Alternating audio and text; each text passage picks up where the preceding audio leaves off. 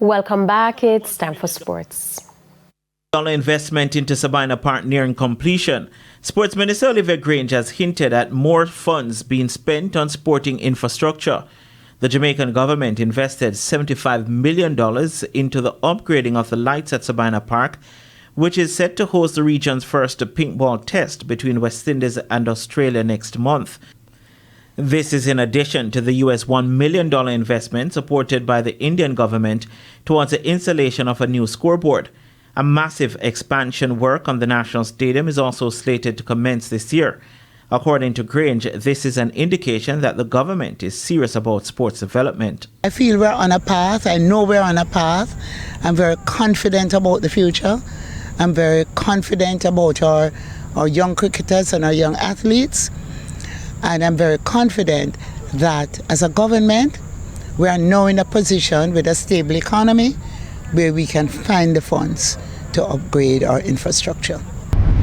Meanwhile, President of the Jamaica Cricket Association, Dr. Donovan Bennett, has reaffirmed plans to host an all-Headley Cup, all-Grey Shield match at Sabina Park this month, which will be the first game to take place under the upgraded lighting system at the venue.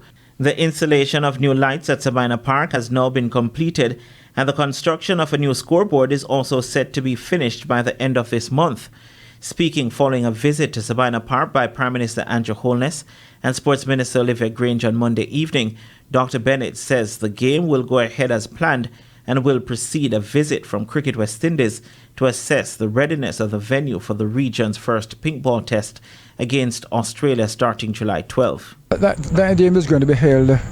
Well, we'd have to shift the date. It should have been on the about the 21st, but we had to shift it because the lights need to be focused, so that will take a couple of days.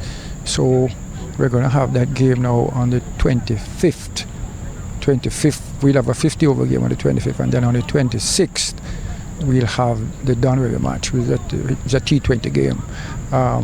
Of course, we're using the opportunity to test the lights at the same time, but we don't want this to be projected or to advertise as being a game to test the lights. I mean, this is a serious game.